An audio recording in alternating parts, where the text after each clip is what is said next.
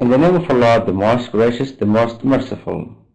Assalamu alaikum wa rahmatullahi wa barakatuh. Welcome to our today news lesson.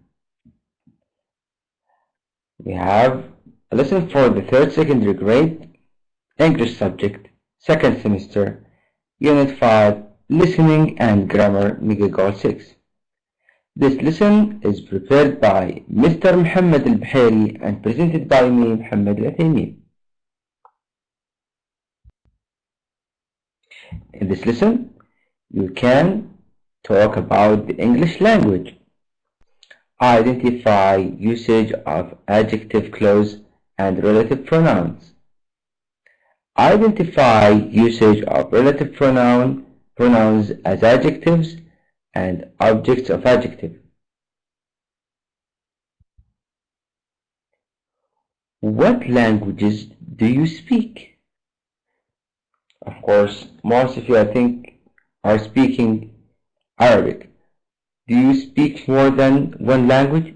For example, English, Spanish, French, Chinese. Okay. Do you think English is a difficult language? Explain. Actually, English is not difficult because there are no many rules compared with Arabic are not found. For example, in English they don't have what we call it in Arabic Arab or jar, nasb, etc. Why do you study English? I think you study English because it is the language of today. Now today the many modern countries that we want to learn from them are speaking English, and many other modern countries, although they are not speaking English, but the most popular language that we can deal with them is English. Do you think that English is the highest or the most spoken language in the world? Let's find out now. Here we have reading, and we want you to listen and read. Then we will have some questions and we want you to answer these questions. Let's hear.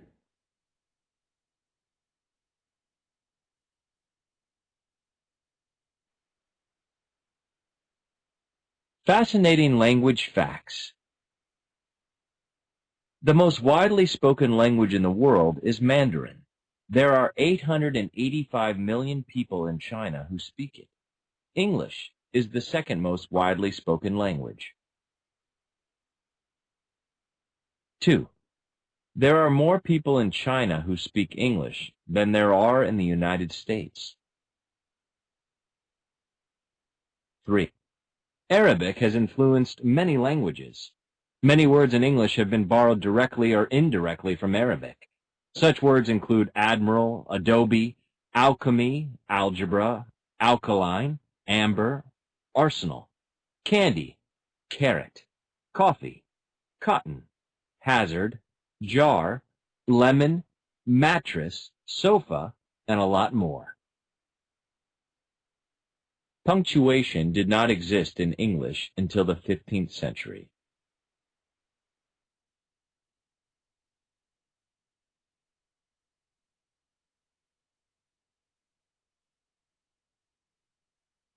Most widely spoken language in the world is Mandarin. This is Chinese language. There are 885 million people in China who speak it. English is the second most widely spoken language. Is this information surprising to you? Okay, he also says that there are more people in China who speak English than there are in the United States.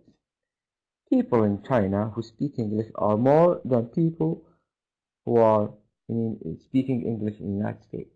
That means that China has many people. They are about 1 billion there, and they are speaking many languages there. Also, he said that go is the shortest complete sentence in the English language. This is sentence. Go. It means you go, like an order. Also, he says here that the Arabic influenced many languages. Among these languages is English. He mentioned some examples. These words came from the Arabic, either directly or indirectly. Also, punctuation didn't exist in English until the 15th century. Answer true or false. We write the false sentences to be true. 1. English is the most widely spoken language in the world. Is that true? Of course, it's not true. We said what? Mandarin is the most widely spoken language in the world. Okay, number 2. More people speak English in China than in the United States. In China, there are people speaking English, and the quantity of those people are more than those in the United States. Is that true? Yes, it is true. Okay, number 3. The shortest complete sentence in the English language is we go. Of course, it is false. So, what's the answer? Go. The shortest complete sentence is go. A few words in English have been borrowed from Arabic. This is false because many words in English have been borrowed from Arabic. 5. Punctuation was introduced to English in the 15th century. Is that true? Yes, this is true.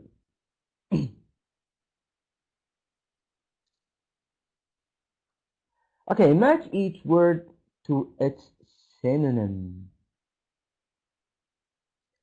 Acquire. What's the synonym of the word acquire? Is it single or any of these words? Think about them.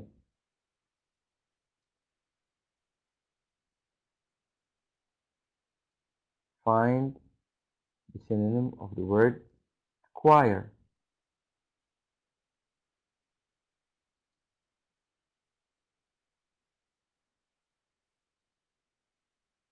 Yes, what's the answer here?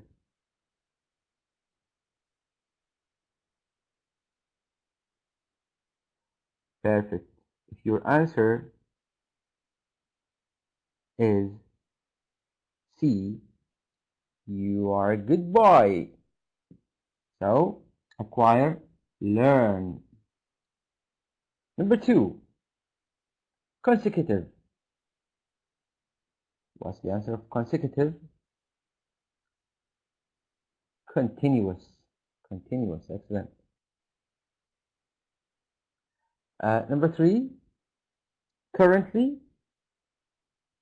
What is the synonym of currently?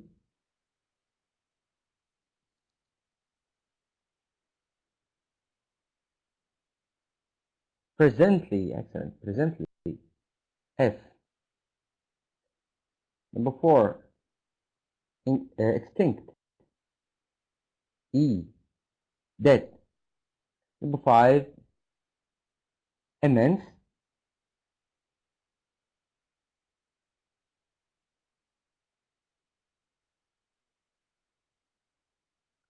Okay, what's the answer here?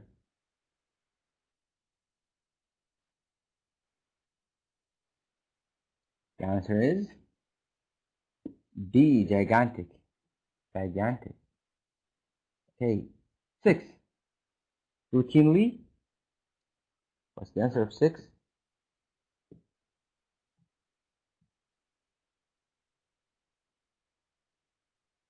Routinely. Regularly. Perfect. Regularly. B. Solitary. Of course, we still have A, single. Here are the answers. Now we will move to grammar section. Adjective clauses and relative pronouns. Some people are confused or cannot differentiate between adjective clauses and relative pronouns. In both of them we use who, that, and which. Okay, an adjective clause is a dependent clause. Dependent. That describes or gives information about the noun. Adjective connected with the noun. That comes before it. Example. I know a person. A person is a noun. Comes before this adjective clause. Who speaks 3 languages. This is dependent. Depend on this. Cannot be removed. You cannot remove this clause. Or this clause cannot be alone. Is that clear? Okay. Adjective clause is a dependent clause that describes or gives information about the noun. This clause gave us information about this noun, a person that comes before. Another example. The language, noun, that he or she speaks at home is Spanish. The language that he or she speaks at home is Spanish. Relative pronouns relate clauses to nouns in adjective clauses. Use the relative pronouns who for people and which and that for things. Note the relative pronouns that can also be used when talking about people in general. However, when a particular person is being referred to, who is preferred. So, relative pronouns relate to clauses to nouns in adjective clauses. Example, she is the kind of person that is always there for her friends. Another example, the tutor who helps me with my English is very kind. So here we call them relative pronouns. It's related to clauses. It related clauses to nouns. It related these clauses to nouns. This clause is related to this noun using that. We use them, relative pronouns. We use who for people and which for things. That can be used for thing or for people.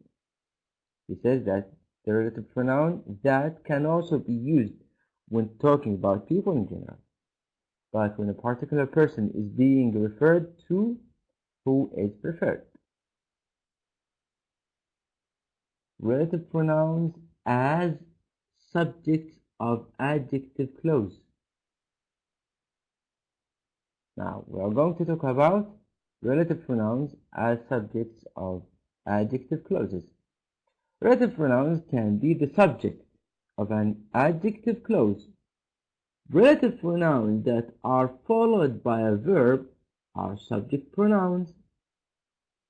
Subject pronouns must always be included. Example, I am someone who loves doing crossword puzzles. Words that have many meanings can be confusing. So these relative pronouns came as subject of adjective clause. Relative pronouns as objects of adjective clauses. Here, relative pronouns can also be the object of an adjective clause. Relative pronouns that are followed by a noun or pronoun are object pronouns. So the difference between these two sections, that relative pronoun as subject of adjective clause followed by a verb, and here followed by a noun or pronoun. They are object pronouns. Object pronouns can be omitted. Notice here, can be omitted, can be deleted. We can delete relative pronouns when they are as objects of adjective clauses. Example, Spanish is a language that many people find easy to learn. We can say Spanish is a language and that's it. There are many words which James mispronounces. We can say there are many words and that's it. Okay. Note whom is considered more correct than who when used as the object of an adjective clause. When you are dealing with them as objects, whom is considered more correct. Both are correct, but whom is better, preferred. However, whom is very formal. Whom is very formal. In casual speech, either who is used or the relative pronoun is simply left out. Left out means omitted, dropped. The teacher I like best is my language professor. So we can leave out this, can omit this. The teacher I like best is my language professor. Or the teacher who I like best is my language professor. Or we can say, if we want to say it in a formal way, the teacher whom I like best is my language professor.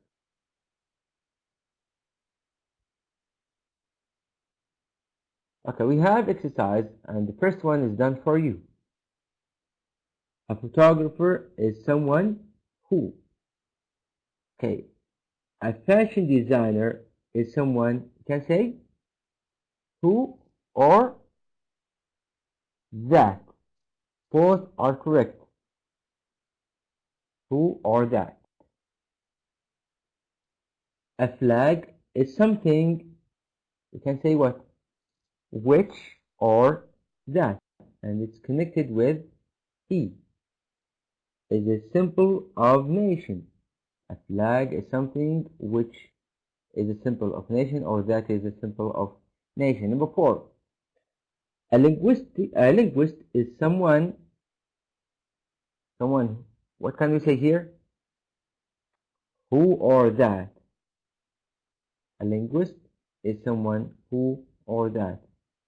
A hammer is something, what? Which or that. A hammer is something, which or that.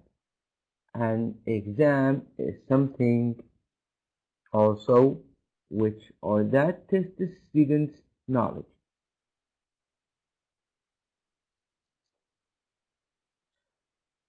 Okay, we come to the end of our today's lesson. This is the summary of what we have studied today. We have listened to fascinating language facts. We have learned that the most widely spoken language is not English, but Mandarin. Also, We have many fascinating information or facts about language. Also, we have studied the relative clauses who, whom, which, and that.